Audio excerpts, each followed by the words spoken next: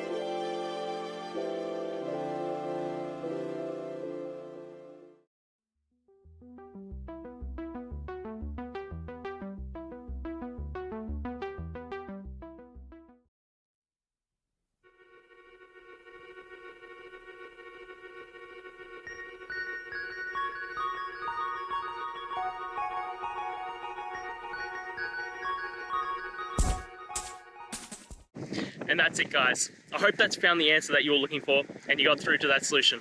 If you did, please hit the subscribe button. I'd really appreciate it. And until the next time you have a technical issue, I'll see ya.